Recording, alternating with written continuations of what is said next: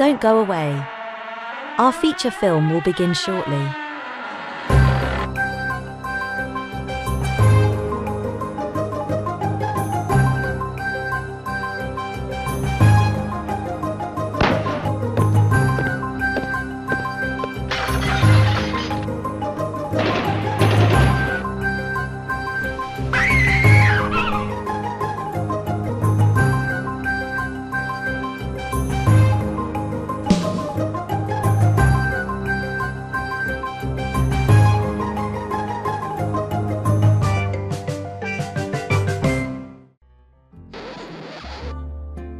We hope you enjoy these mystery films from the 1930s and 40s.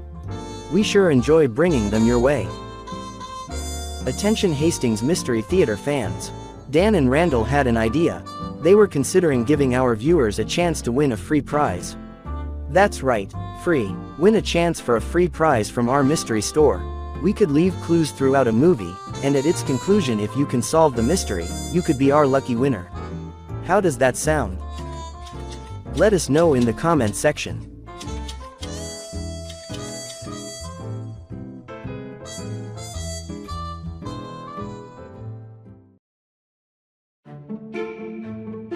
Coming soon to Hastings Mystery Theater. On the Spot, it's a 1940 mystery comedy. A soda jerk gains national prominence when a wounded gangster starts to share a secret but dies before he tells all. You'll die laughing watching this golden oldie.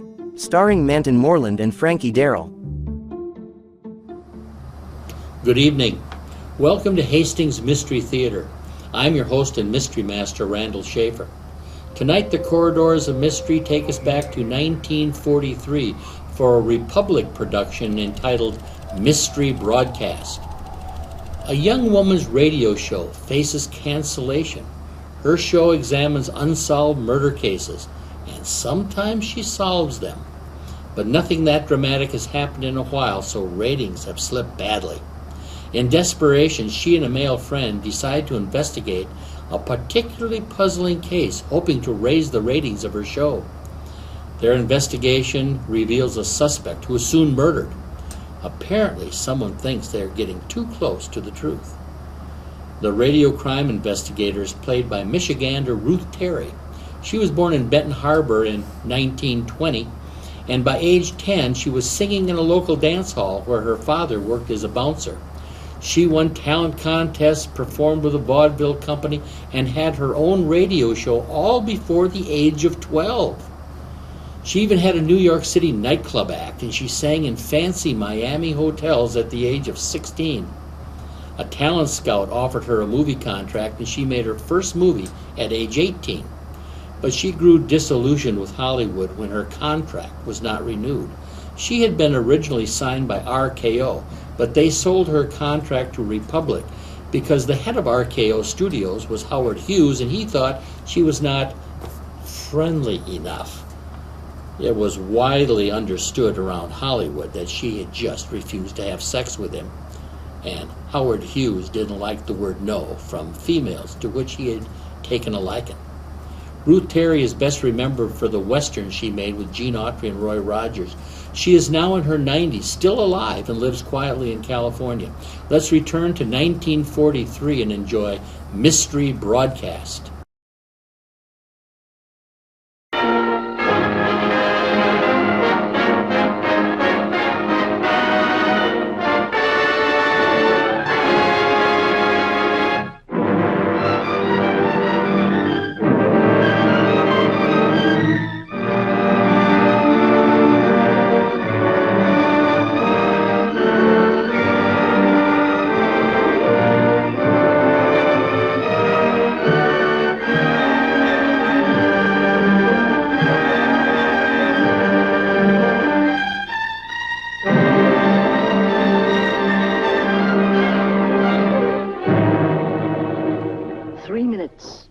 That's not very long to live, is it?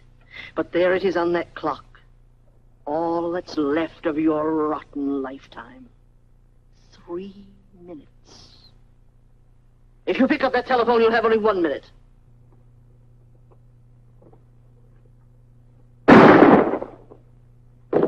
Operator. Operator. Hello? Hello? Hello? Sorry, operator. I dropped the phone. Sorry, operator. I dropped the phone. These words, spoken to a telephone operator, are the only clue to the identity of the mysterious woman who shot wealthy Thomas Bedford IV. And for 16 years, those words remain the only evidence for this crime was never solved. Friends, in just a moment, we will present Miss Jan Cornell, creator and author of This Crime Was Never Solved.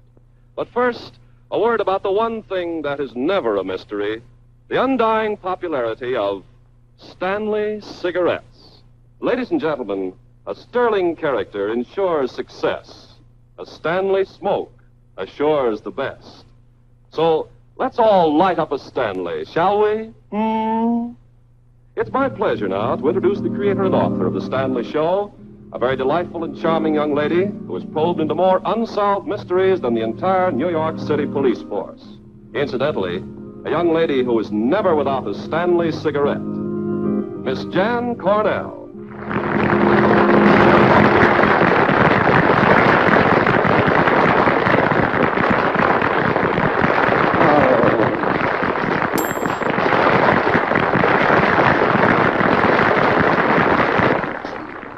That isn't a Stanley. She won't know the difference. She doesn't smoke.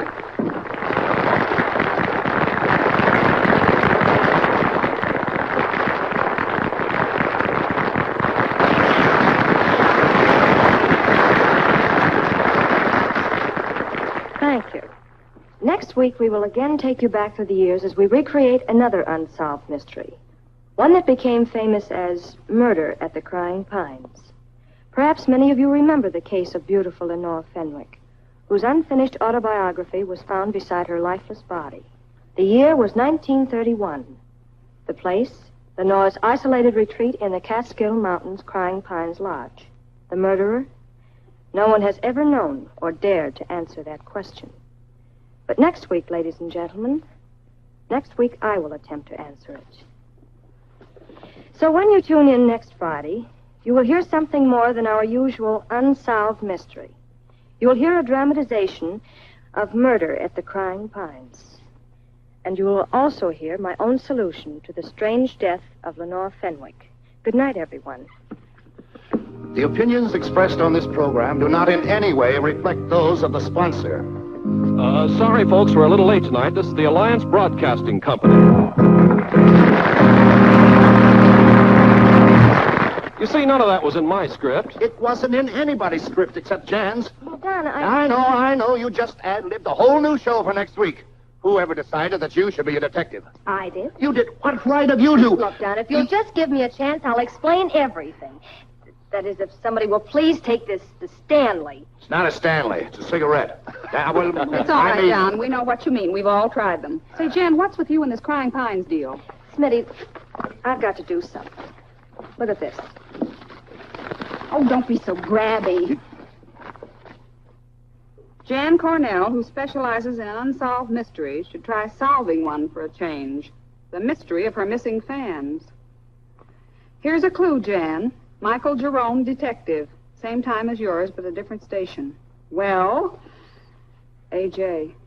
A.J., what's that? That? Please, you're speaking of the sponsor we love. Mr. Stanley? Mr. A.J. Stanley. Of course, I don't suppose I should expect A.J. or you to consult me about changing the show. No, I'm only the producer of this little fish fry. I didn't even consult A.J. You didn't? Oh, suppose we both consult him right now on the telephone. Whistling. What did you call me? I hope it's busy. Don, I'd like to do my own explain to A.J. Jan, will you need me next week? Don't I always have a part for you, Maida? Why, yes, but I thought... Darling, you will have the best part of your career in Murder at the Crying Pines. You see, I want you to play the murdered woman, Lenore Fenwick. Gee, Maida, that's swell. Congratulations. Boy, oh boy, what a fall I'll have to take for you next week. Oh, Jan, can't you write the script having her killed sitting in a chair? Lenore Fenwick wasn't... Well, tonight you said the lifeless body was found on the floor. On the floor, on the ceiling, what's the difference? When A.J. hears about this, we won't even be on the air. Mr. Stanley's calling. It's for Jan. Excuse me, Mr. Fletcher.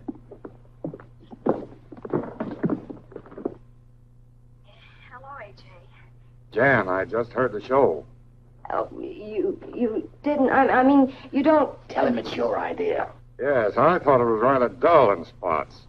But your idea for next week? Yes, AJ? Jan, that's sensational. You're a genius, young lady. So just stop worrying about Michael Jerome, detective. You deliver the goods next week, you'll have a new contract, a new salary, and a new title for your show. Jan Cornell, detective. How's that? Brother, that's terrific. Hurry, AJ, but... You know these two-party lines. Yes, I think the Fenwick murder is perfect for my first experiment. And I'm so glad you like the idea. Indeed, I like it. And Jan, remember, Don Fletcher isn't your boss. I am. Good night, dear.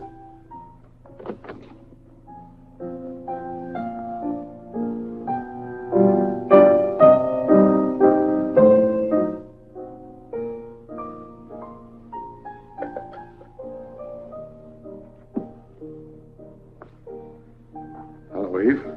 Arthur, I was just looking for you. I'm flattered. I wish I could say the same for our guests. Arthur, you're being very rude. It's rude for a man to want to hear a radio program that costs him $10,000. You're not an adding machine, Arthur. You're a host. Come along. Eve, don't you even have a wifely interest in my business affairs? If you call that horrid mystery show a business affair, no. And don't expect me to stay here with you and listen to it. Well, the program happens to be from 11 to 11:30, so you're quite safe. The show's over for tonight. No, I'll be so glad when it's over for good. What Stanley cigarettes need is a really fine musical program. Well, don't you think that'd be terribly monotonous? A half hour of nothing but piano? And not even good piano. Well, he could have an orchestra. Oh, excuse me. Am I intruding? No, please come in. I was just leaving. And how was your mystery broadcast tonight, AJ? Well, at least you know when it goes on the air. Certainly. I know everything about my rival. Well, why not, after all? Jane Cornell's my rival, and I'm out to get the show away from her. I admire your frankness, Ricky. In fact, I admire it so much that I almost hate to tell you I've just decided to renew Miss Cornell's contract. No. Yes. Jan's popped up with an excellent idea. She's going to attempt solving those unsolved mysteries. To begin with, she's dug up an old scandal that happened at, what's the name of that place? The Crying Pines. All about the murder of, Lenore Fenwick. Well, yes, that's the name, Lenore Fenwick. You remember the case? Yes, I remember reading about it. But that's not the point, Arthur. Say, isn't Miss Cornell leading with her chin? I mean, suppose she makes the wrong guess. Yes, Arthur, she's liable to make a fool out of you. You've got to stop her from doing a thing like that. Stop an idea that's bound to increase the sale of Stanley cigarettes?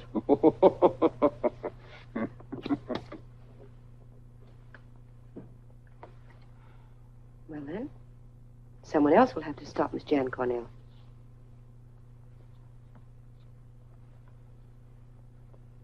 Get the car, Ricky. So soon? Well, I gave you a message to deliver tonight, didn't I have it right here. But still early. They won't be in yet. Get the car, Ricky. Thanks. Jan, let's have a cup of coffee at the Three Pirates. All right, but I have to get to work on the new script. Jan, I can't possibly play Lenore Fenwick. Well, how do you know you can't? You haven't even seen the script. Neither of you. Well, it isn't that. It's the... well, you remember Thelma Martin? Thelma had an accident. She can scarcely walk. And she's alone at a house in Westport. And I thought if I could go up there for a couple of weeks, I could take care of her. That is, if I weren't in your show next week, I should leave tomorrow morning. Well, of course, Maida. You'll explain to Mr. Fletcher? Certainly. Jan, you're a dear. Good night. Oh, Maida, would you like to join us at the Three Pirates? No, I can't. I have an appointment. Goodbye, Jan. Good night, Maida. Who did she say couldn't walk? Thelma Martin. You remember her? I ought to. I saw Thelma this morning on Fifth Avenue, and she was walking. Are you sure? Positive. And furthermore, she doesn't live in Westport. Put that in your script. Oh, well, Maida hasn't been well for several weeks.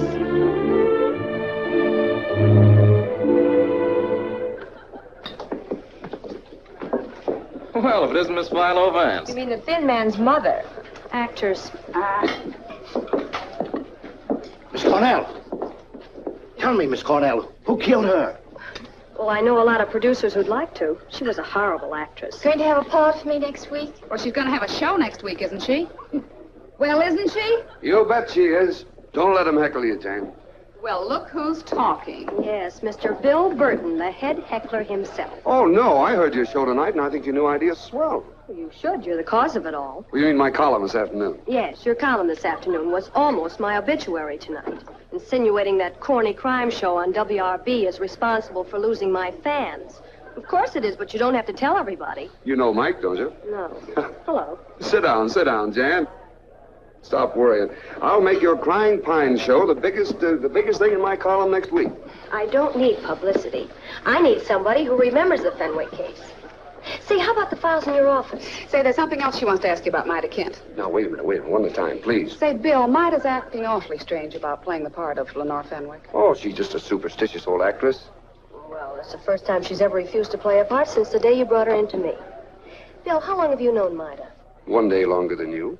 She wanted to be in radio. Some Broadway producer asked me to introduce her to the right people, which I did. I'll kid her about it in my column tomorrow, which I should be writing now. Telephone call for you, Miss Cornell. Uh-oh, AJ's changed his mind. Better stick around, Bill. It may be another scoop. It's plug, dearie. Thanks. Likewise, I'm sure. It won't reach. I guess you'll have to come over here. Well, so long. Oh, wait, Bill. It might be Lenore Fenwick. Hello? Oh, hello, Maida. Jan, what I told you on the street a little while ago, I was lying. Yes, I know. Look, honey, I don't want you to get hurt. Well, you will if you don't stop fooling around with that Fenwick case. Why? Tell her she's going to take an awful ribbon if she doesn't play that part. Why, Maida? I can't tell you why over the telephone. No, you'd better make it tonight. Jan, please make it tonight. Right away. 25 West 63rd. All right, Maida, I'll be there. Goodbye. Maida Smitty, we've got a date on West 63rd. Well, I'd like to drop you, but it's out of my way. Oh, I'll drop you. It's out of your way, too. Only 20 blocks. Oh, come on, let's go.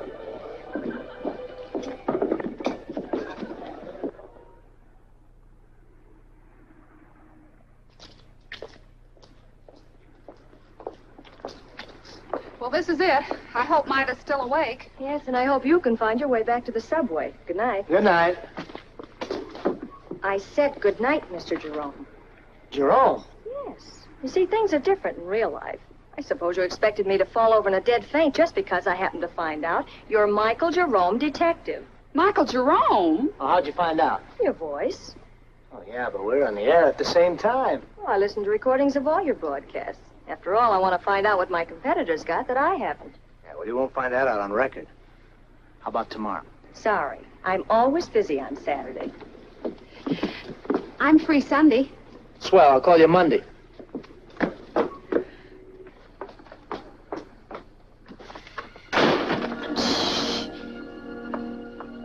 Cheerful place, isn't it? Cheerful, just like in a cemetery. Well, come on. She said it was the last door on the right.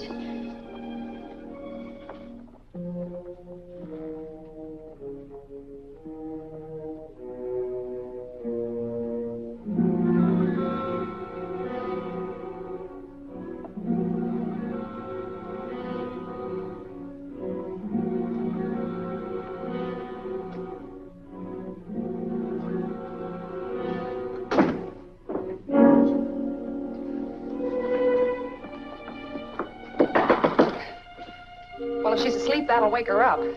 It ought to wake everybody.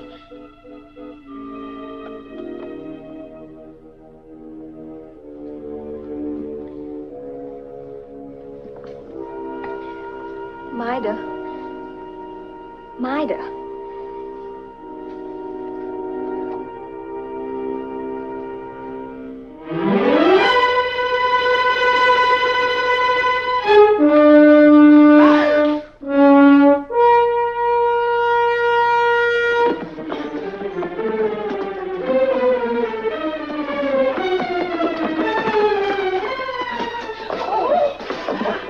Oh, wait a minute. I'll get a friend for you. Maida Kent, she's dead. Oh, fine, then you don't have to stay, do you? Dead.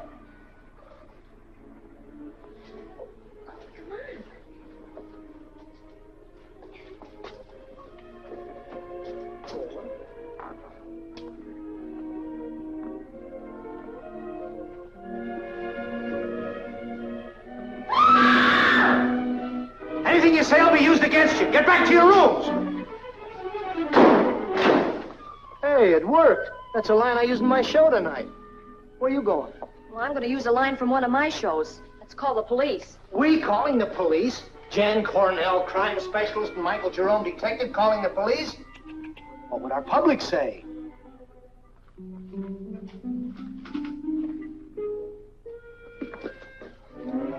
Never mind what they say. Call the police. Oh, Smitty, give me a nickel. I'll give her a nickel. You're not nervous, are you, Mr. Jerome? I sure am. Somebody must have been in a hurry.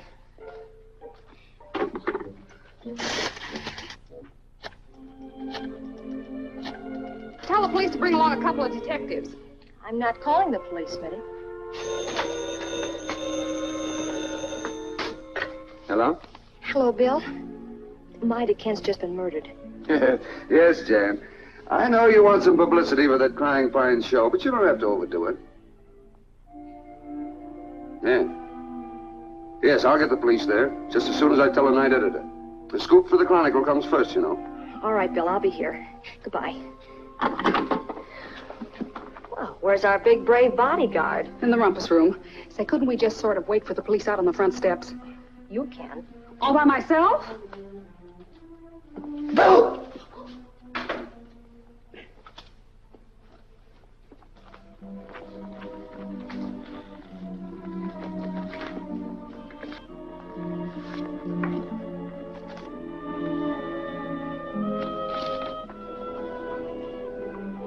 So there you are, Mr. Jerome. Find any clues? Only one. One. Yep.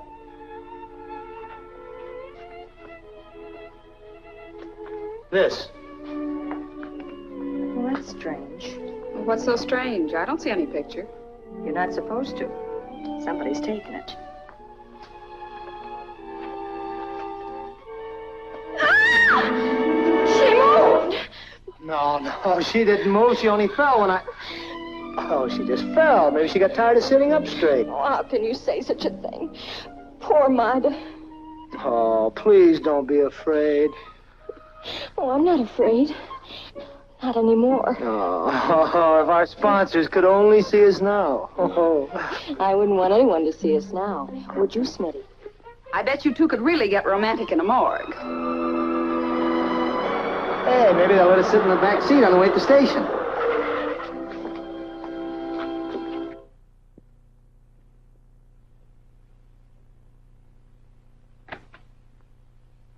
How much longer are they going to third degree, Miss Cornell? Don't worry about Jan, H.A. She knows all the answers. Oh, does she know who killed Maida Kent? No. Do you? Remember, Mr. Burton, you were in my office tonight as a material witness and not as a reporter of the New York Chronicle. Oh, yes, sir. Oh, Chief Daniels, Oh, A.J., I'm sorry. Sorry for what? You didn't murder Maida Kent. Well, maybe I did indirectly. What? Well, Jan feels that her plan to solve the murder of Lenore Fenwick is responsible for Maida's death. I'm sure of it. There was something Maida wanted to tell me. That's why she was killed. Then you won't go ahead with next week's show. Well, I don't know. Well, of course you'll go ahead with next week's show. It's your duty to go ahead with it now. And I'll back you up, Jan. I've just been waiting for a chance to top this defective detective, Michael Jerome, and this is it. You'll have everyone's cooperation. I'll back you all the way. So will I. Well, that's splendid, young man. I'm A.J. Stanley. I'm Michael Jerome. Jan, think of the millions of people who'll be waiting to listen in. Think of the millions of potential Stanley smokers. Well, that is, Yes, we all understand, Arthur. But I'm sure Miss Cornell wouldn't care to sell cigarettes on such a morbid basis. Would you, Miss Cornell? No. But I did promise to tell my listeners who murdered Lenore Fenwick. And if I do, it would be telling them who murdered Maida Kent, too. Double feature, no less. No, Bill. Single feature. Because they're both chapters of the same story. In other words, the same murder. Exactly. And next week, same time, same station, I'll tell you who it is. I hope.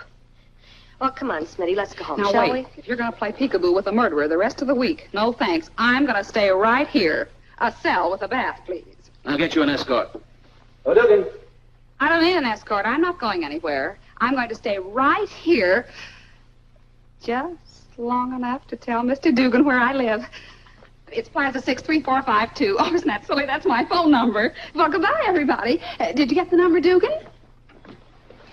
Broadcast. Oh, dear, yes, I can get to all the broadcast tickets you like. Of course, I'm only free after 6 o'clock, but then the better shows are in the evening. Now, what would you like to see? Oh, they're not for me. They're for my kids. Kids? Sure. You want to see their pictures? I'd love to. Little darling. Oh, they're not so little. Tim will be 9 next month, and Rosie's almost 8. And then there's Pat, and Don, and George, Mike.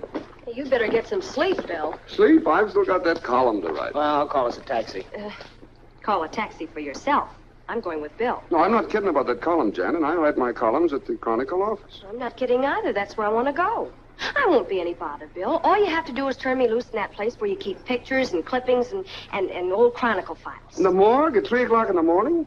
Well, I've got to start my research on Lenore Fenwick and Maida Kent sometime. Come on. Good night, Mike. It's going to be awfully dark and lonely in that morgue. It won't be if you're there to help me lift those big, heavy files. The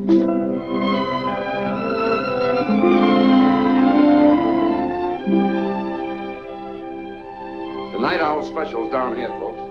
It's the only one that's automatic. It's reserved for janitors and columnists who are 4 hours behind the deadline.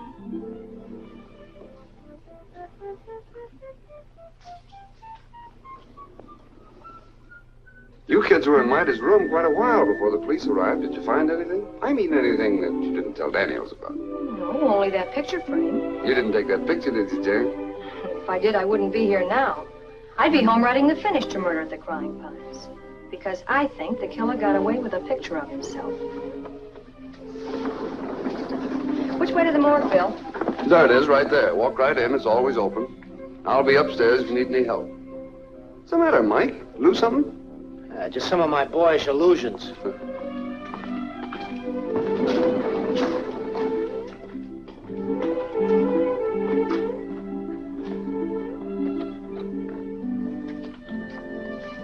You can pick the liveliest place for a rendezvous. Who said this was a rendezvous? Well, Smitty made a prediction, remember? She bet we could really get romantic in a morgue. Well, suppose you get busy and help me find the file on Lenore Fenwick. All right, let's see. Weekly reports, CDB,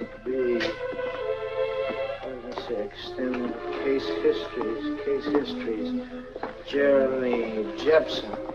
Oh, here it is. Jerome. Oh, you big ham.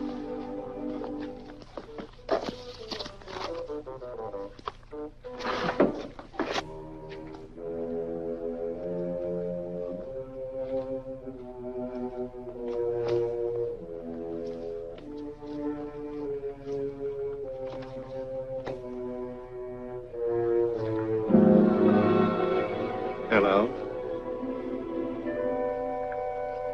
Hello? Did you find something? Yes. Mike, look.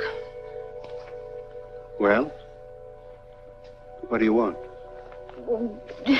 Just this. Mr. Burton said it would be all right if we... Wait, it's empty. Yes. And so is the one on Maida Kent. Bill Burton hadn't any right to send you down here without asking my permission. I'm in charge of this morgue. Oh, well, we're sorry, Mr. Crunch. Well, Mr. Crunch, may we see the files on... The night editor has them. Oh. Well, then we can go upstairs. You won't find out what you want to know from those files. Why? They're not very complete. That's where you should look. 1931. That was the year Lenore Fenwick was murdered. And April was the month. Well, why don't you look?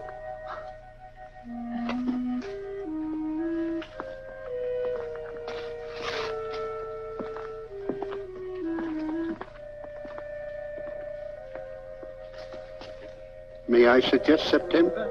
Yeah, but you said she was murdered in April. The trial was in September. Whose trial? The trial of Lenora Fenwick's secretary, Irene Hill, and Maida Kent. So they were friends after all. Maida and Lenore. They got their start together in burlesque. Get that September file. What do you want with one of those dusty old files when we have information, please? I just finished researching the case for the night editor. Naturally, I remember a few of the facts. Well, how about telling us some of them?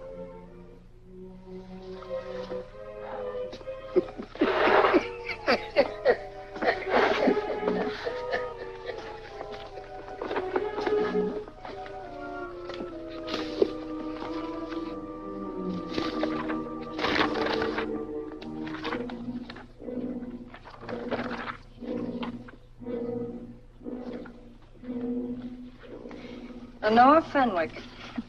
What a woman. For no reason at all, she decides to settle down in Crying Pines Lodge and write her memoirs. So she takes her secretary, that's Irene Hill, Maida Kent, and $70,000 in cash. Lenore had 3 husbands. None of them killed her because she killed them first. Indirectly, of course. She just sort of worried them to death. So the jury freed Irene Hill and Maida. According to them, the murder was committed by a mysterious unknown visitor Lenore received that night. Someone who also stole the $70,000. Well, I agree with the jury. But who was the unknown visitor? Oh, excuse me. This story is so amusing. Yes, it must be a scream. Well, Mr. Jerome, how about some clues? Mike. Mike, wake up. Call me again in about 10 minutes, will you? Wait a minute. Among the fabulous legends about the past of Lenore Fenwick is one concerning an early marriage. But neither Miss Kent nor Miss Hill could verify the fact. Her first husband, the unknown visitor. The first one? Oh, you wouldn't understand. Come on, let's go home. Oh, good idea. Well, good night, and thank you. Good night.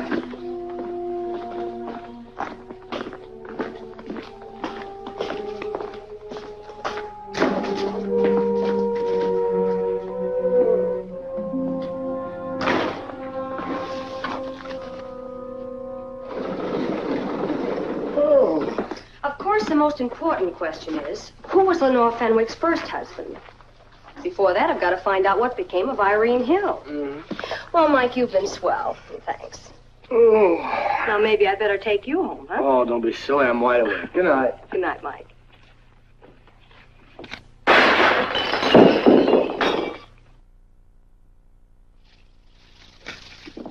Oh, Mike.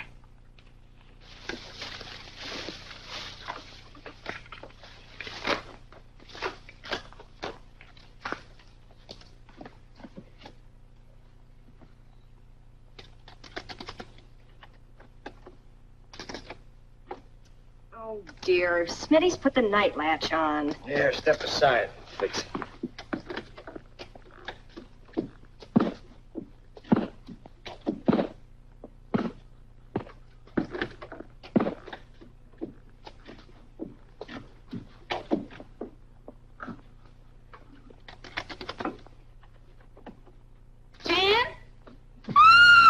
Hey, Smitty, for Pete's sake, put this stuff where it belongs. Oh, it's you. What have you done with Jan? She's right here. Oh, Smitty, you're not rearranging the furniture again. Rearranging the furniture, my eye. I did that for my own protection. Since this was slipped under my door tonight. Miss Cornell, you are now what is known in your radio scripts as a marked woman. You didn't meet Maida Kent tonight. But if you don't mind your own business, you will. Well, from what I've just read about Maida's past, it would be a very warm place to meet. Take a look at this note that you lifted from the Pep Boy. Well, it's the same stationery. It is impossible for me to give you more than this tonight. But if you can stop the broadcast, you'll have everything you want. I. Somebody's initial. Well, obviously, but whose? Irene begins with an I. Irene? Yes, Irene. as in Irene Hill.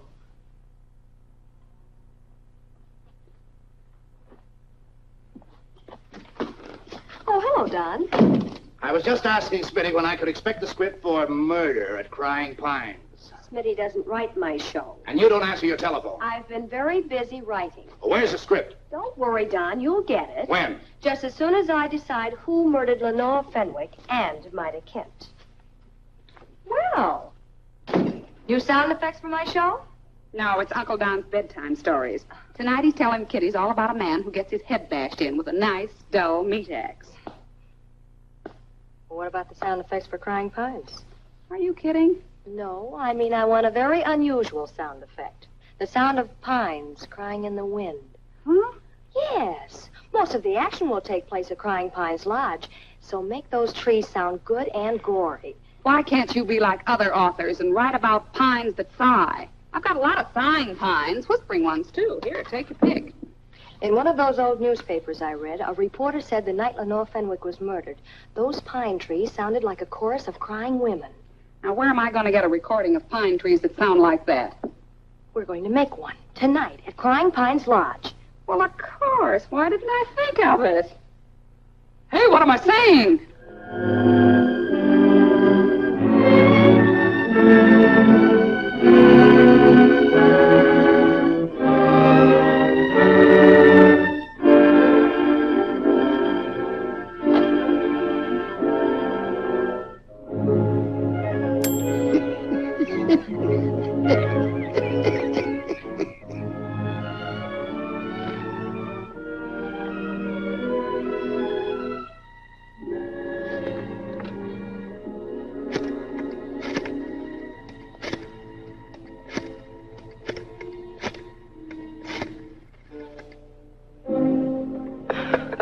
Wrong number. Well, why not try to get the right one? You know the old saying, if at first you don't succeed.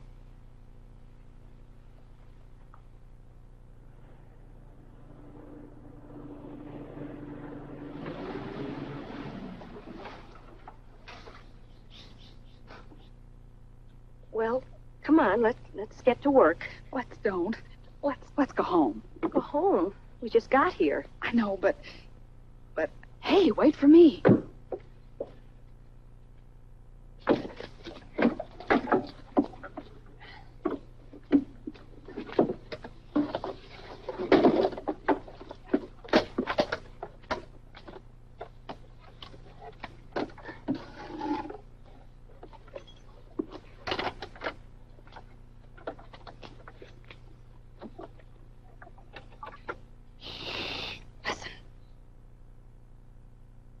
I don't hear anything. That's what I mean. It's so quiet. I don't think the pines are going to cry tonight. Let's go home. Oh, no. We're going to wait right here until a wind comes up and makes them cry.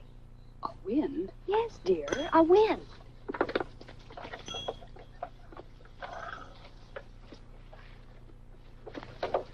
Hey, Jan, that reminds me of something I forgot to tell you. Something I read in a weather forecast in this morning's paper. The weatherman said there isn't going to be any wind in this part of New York State for several weeks.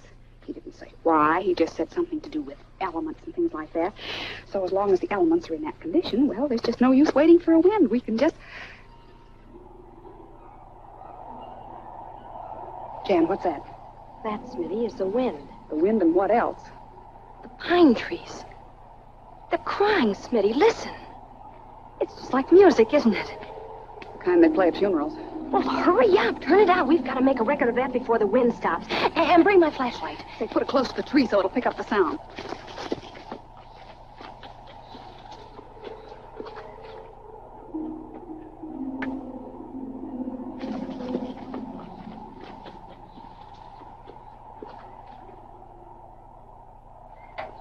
Hey, you're not going in. Why not? I've been writing about this place for days.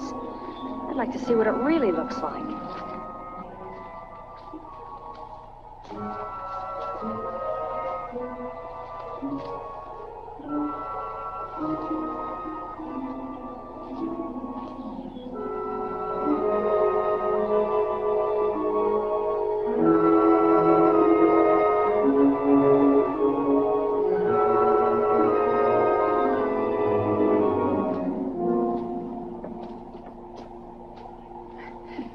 bad the door's locked. How do you know it's locked? She didn't even try it. Oh, my goodness, after all these years, it ought to.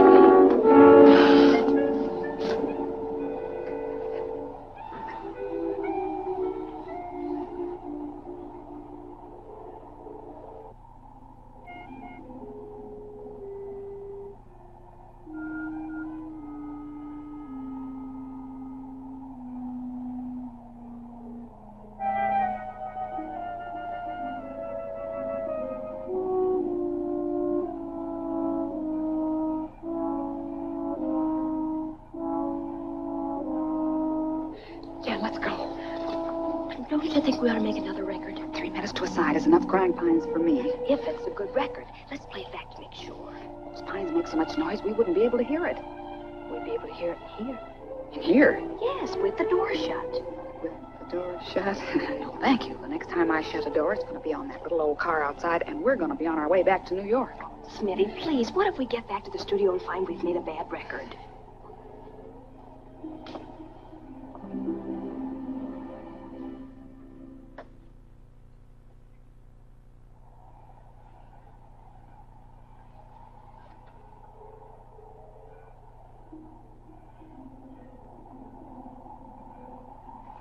There, you see? No, wait, I want to hear all of it. Why don't you stop trying to solve the murder of Lenore Fenwick? You might find the right answer, but will you live to tell it?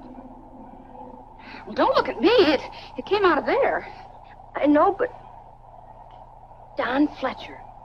A trick like this would be his idea of a very funny gag. Yeah, but Don isn't here. He hasn't the nerve to come here. Anyway, it could be done at the studio. I'll try another one to find out. No, please, Jan, let's go.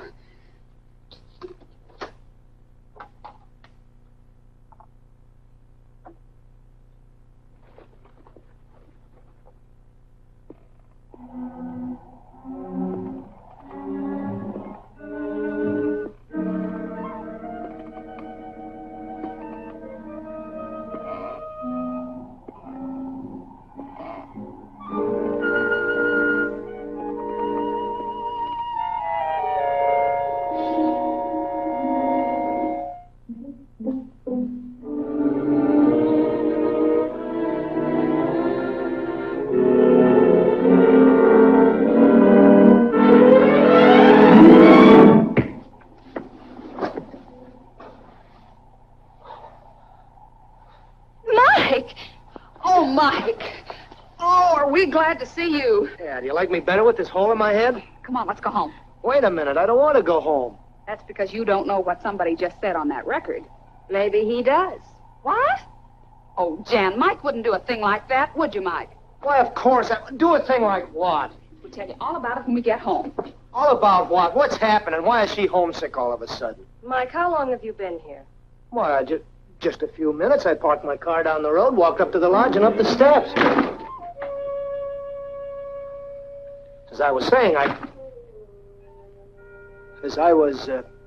look, that was an echo of this door slamming, wasn't it? No, it wasn't. You wait here, both of you. Mike, wait.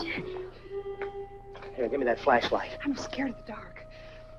Every time we do a haunted house script, my author gives me a lot of candles, so I brought one along. Here.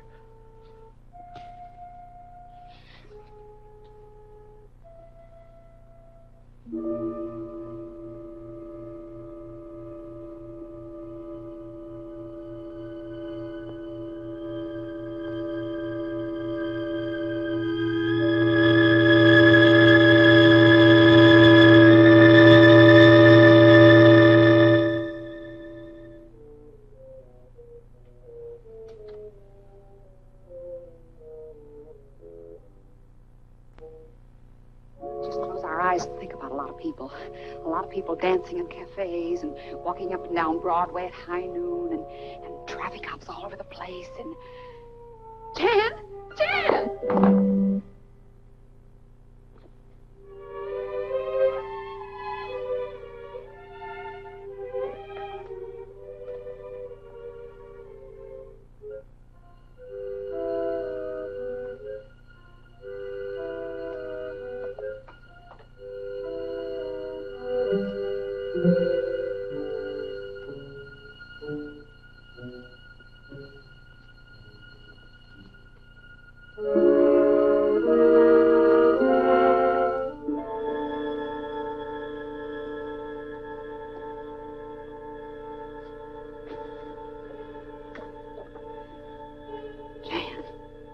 Now, what's the matter? There's just two of us here, aren't there? Well, what about Mike? That isn't Mike. Get out of here. Lenore Fenwick's ghost. Shut up. Don't be afraid, Miss Cornell. I didn't come here to kill you. Mike! But I'm tempted to take a shot at your loudmouthed friend. And now, Miss Cornell. Miss Cornell! Yes? Because of you, someone killed Maida Kent. And if you continue your snooping, she won't be the only one to die. I'll be next. Why? I don't know who you are, but why should anyone want to kill you? You'd better worry about your own life, Miss Cornell. If it isn't too late. There's been so much publicity, and now the police. Why didn't you stop that first night when I tried to warn you? Warn me? Then you're the one who wrote that note. Yes. Yes, I am. And now, will you get out of here? Irene Hill. What did you say? You're Irene Hill, I know you are. But you needn't be afraid. You didn't kill Lenore Fenwick. You said when you wrote that note you were trying to help me. Well, we can't stop now. Please tell me who...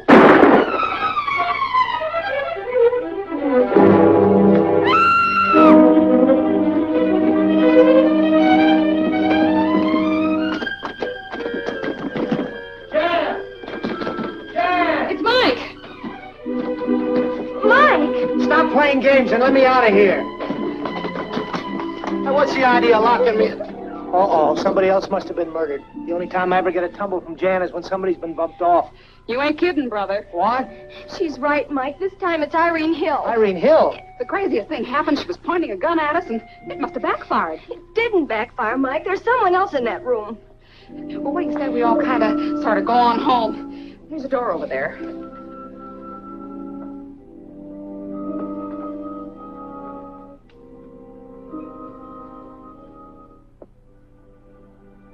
Did you say Irene Hill? Well, of course it's Irene Hill. She stood right here and said she wrote that note. And... Eve Stanley. Your sponsor's wife. Honey, I'd sure hate to be your next option. Mrs. Stanley. Who used to be Irene Hill. All right, now, baby, take it easy. She was. I know she was, and I can prove it. Everything she said is on that record. What record?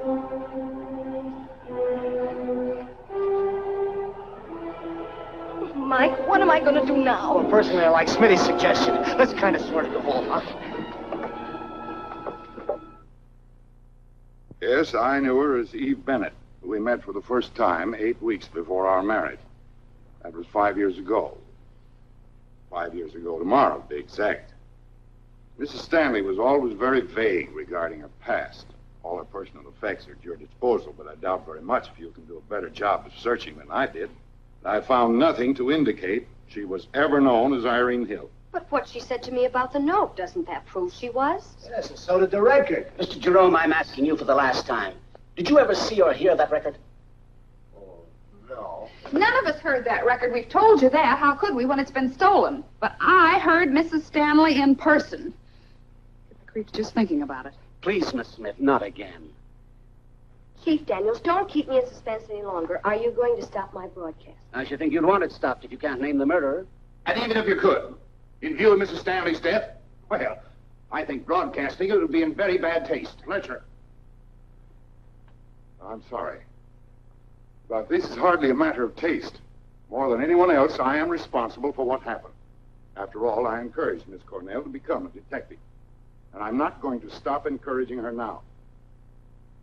As a tribute to my late wife, there will be no mention of Stanley cigarettes on the Crying Pines broadcast. Don't be surprised at my ruthlessness, Jan. Eve Stanley, or Irene Hill, as you prefer to call her, was a ruthless woman. Frankly, I think she deserved the fate she met at Crying Pines. And now, Chief Daniels, with your permission, I must leave. We're due at the broadcasting station. Come along, Fletcher. There were so many questions regarding Mrs. Stanley that I could not answer. But there is someone should be able to answer them for you. I hope you can find Ricky Marino. Ricky Marino? Isn't he the orchestra leader? Oh, you're thinking of Ricky Marino. That's what Mr. Stanley said, Ricky Marino. Oh, I'm sorry, but you misunderstood. He said Nicky Barino. Nicky Barino? Why, I heard him say... Yeah, Chief, I'm afraid Jan is right. Mr. Stanley said Nicky Barino. Why, I thought he said Mickey Farina. Nicky Barino. That's what I said. I mean, that's... Nicky Barino. Have my car brought around. And get me the address of Ricky Marino. Make yourselves right at home. Stay as long as you like. There goes my chance to question Ricky. Well, you could take another chance. Go on, Jan, try it. Your car's right outside. What about Daniels? Oh, I think he could be delayed, don't you, Smitty? Oh, boy, could he?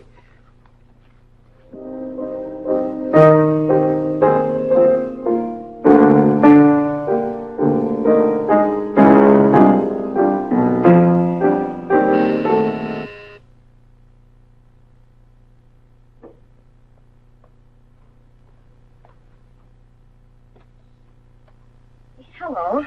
Oh, hello, Miss Cornell. This is indeed a pleasant surprise. I was expecting the police. Oh, well, Chief Daniels has been delayed. I hope. What's this? $500 in cash.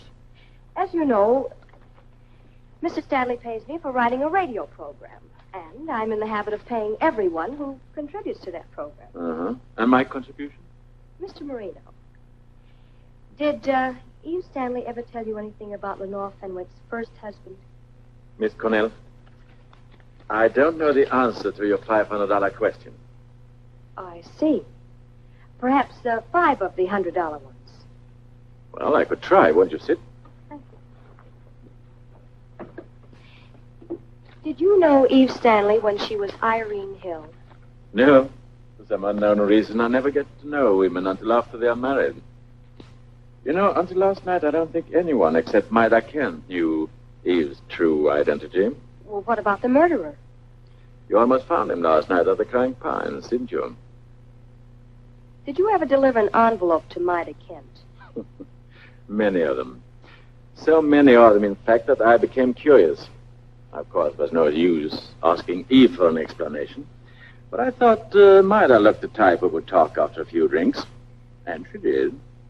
That's how I found out what actually happened at the Crying Pines the night of Lenore Fenwick's murder. Yes? Well, they were both in their rooms. I mean, Maida and Eve. Well, let's call her Irene. They heard a shot, and they rushed downstairs and found Lenore dead. And? And I'm afraid I shall have to consider that question number 4. Please continue, Mr. Marino. All right. Well, Maida went to call the police, and when she came back, she saw Irene taking something out from behind the loose brick in the fireplace. The $70,000.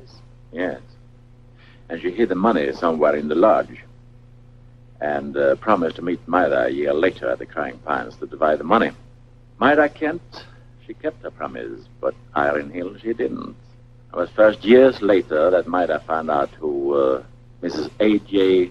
Stanley really was. And then she went to collect. However, the $70,000 is gone. Eve had spent it for a lease on a new life. So, Maida settled for less on the installment plan. Yes, suppose so. I'm sorry that our visit wasn't more beneficial. I mean, for you. Well, perhaps it will be. I'm entitled to one more question. Go right ahead. What became of the last installment you delivered to Maida Kent? I didn't deliver it, after all. What good is money to someone already dead? Excuse me. Oh, Chief, come on. I'm sorry, baby. I did my best to delay him. So did I. Take charge of Miss Cornell. Oh, wait a minute. You can't arrest her. I don't intend to arrest her. I just want to make sure that she gets home safely. And when she does, I want a police guard to see that she stays there until it's time for her broadcast tonight. Wait a minute. Who are you? here, aren't you? I'm the night shift. Well, I'm the swing shift. Fine. And swing into that apartment and stay there. Hello, Smitty. Say, what goes on here? Where do you think you're going? Oh, I have to get to the rehearsal with our escort. Rehearsal? Jan, have you got a finish? Yes. Yes, a sensational finish. Ladies and gentlemen, so you'd like to know who the murderer is? Well, so would I. And please, Smitty, not too much sound effects on my exit. Just a gentle thud. Cheer up, kid. I'll give you a 4-star review. I wish somebody would give me another week to find Madam Fenwick's first husband. Hello? Yes? Who? Oh, yes, Mr. Crunch. Miss Cornell, there's something you should know. Something I've been afraid to tell you. You see, I happen to live at 25 West 63rd. Well, I don't understand.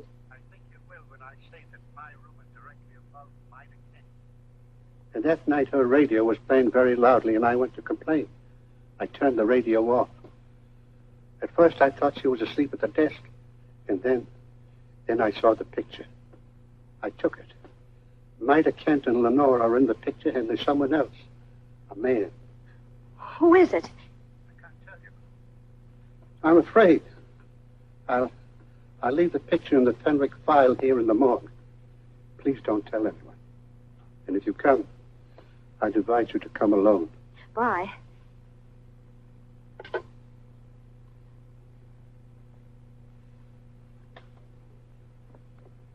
Oh, just an old friend wishing me luck. I'll be ready just as soon as I get my script. Hey, what's this? Oh, that's the wrong script.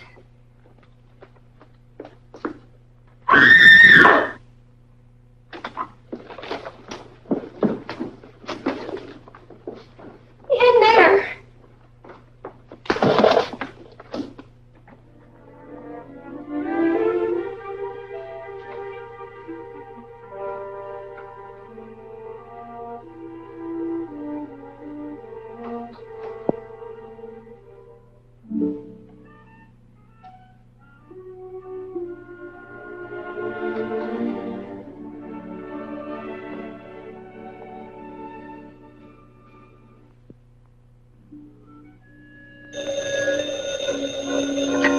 Jan, is that you? No, but put her on, will you? Put her on what? She's gone. She tricked us to get out. We can't find her. We've got Bill Burton looking for her and the cops and Chief Daniels. Hey, wait a minute. I just remembered something. Somebody called by the name of Mr. Crunch. If that means anything. If that means anything, it certainly does. It means we'll probably find her in the morgue. Already? Oh, no, Mike. Please, oh, no. Hello? Hello?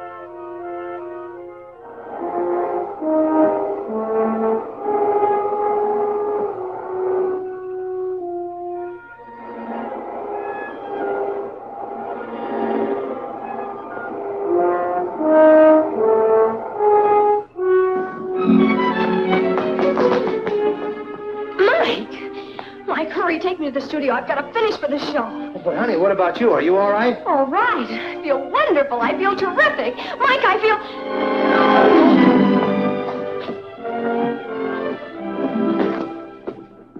Now remember, Smitty, that sound on page 4 is a telephone, not a shot. Sorry, I'm a little nervous tonight. I keep reaching for guns.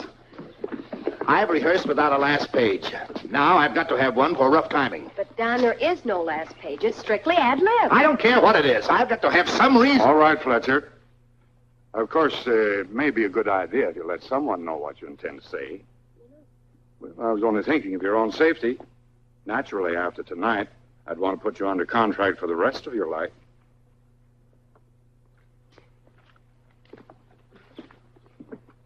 Mike, look at the time. What about your broadcast at WBR? Oh, I told my former producer to get an understudy tonight.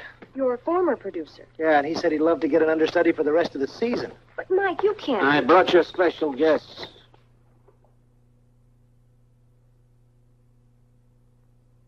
Oh, thanks. The show wouldn't have been complete without them. Boy. As soon as the show goes on the air, you go up to that payphone just outside the door. Call the Chronicle City desk and keep the wire open until you hear from me. There's a nickel for the call. Yes, sir. And, boy, this is for your time. Yes, sir. Where do you want this, Jan? Oh, just put it here, Ralph. I'm using the table mic tonight. Okay. Well, I thought you'd be at the Chronicle writing my obituary. Well, that's all set up in type. I just stopped in for a first-hand scoop on the gory details. Jan? Yes. Boy, what an audience we'll have tonight. Ralph tells me they're lined up for blocks. But Mr. Fletcher says they gotta stay outside. On account of the killer. He might sneak in that way. He's already in. Quiet, everybody. Quiet. Everybody, please leave the stage, with the exception of the press and those directly concerned with its broadcast.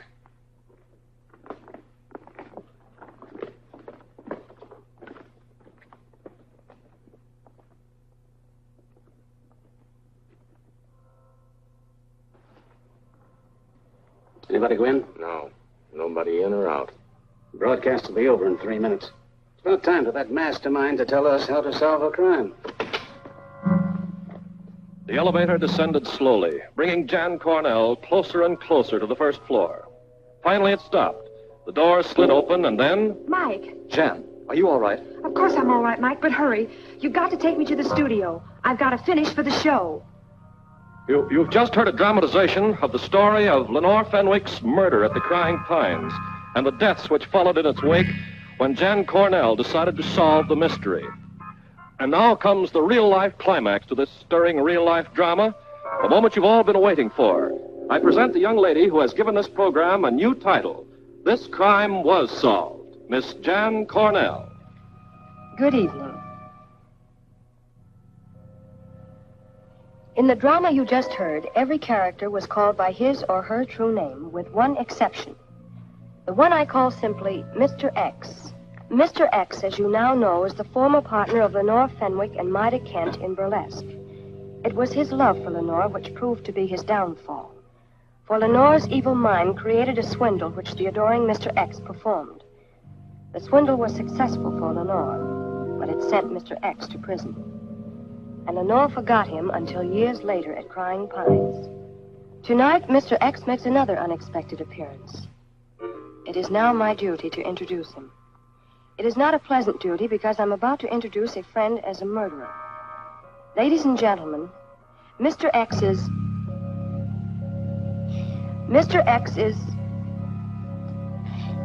He is... The murderer is... Jan! Stand back, all of you. She needs air. Air, it's too late for air. She's dead. He's killed her. The water. It's been poisoned. Oh, no, Bill. That's not the cup you poisoned. Smitty, you did change it, didn't you? You bet. This cup's Exhibit A. Mr. Burton, the city editor wants to... Ladies and gentlemen, the murderer, Bill Burton, has just tried to escape. Correction. The murderer has just been subdued by Michael Jerome, detective. This is Jan Cornell saying goodnight until next week. No, you can't do that. We still got 60 seconds to go. 60 seconds, huh? 60 seconds. Well, time this, brother.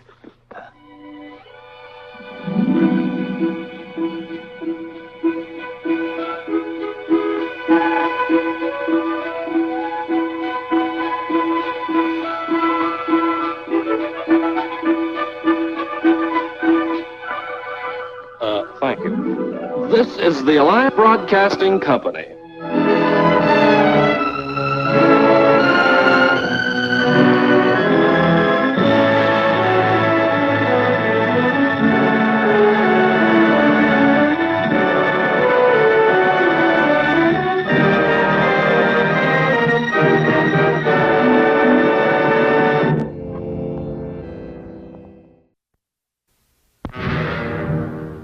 Come closer. I want to talk to you again.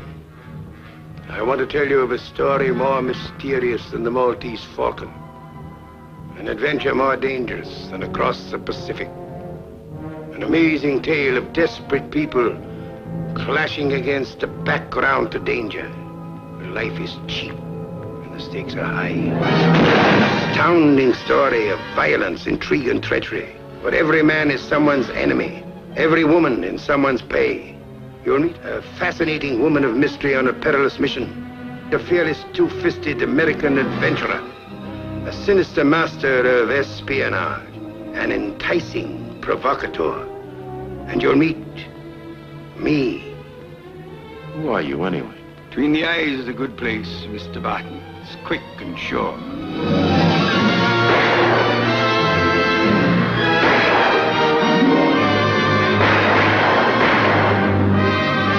Marked men. You're wanted for murder. Curious touch of the grotesque. A dead man on the floor. A condemned one sitting before me. And a Strauss waltz as a funeral march.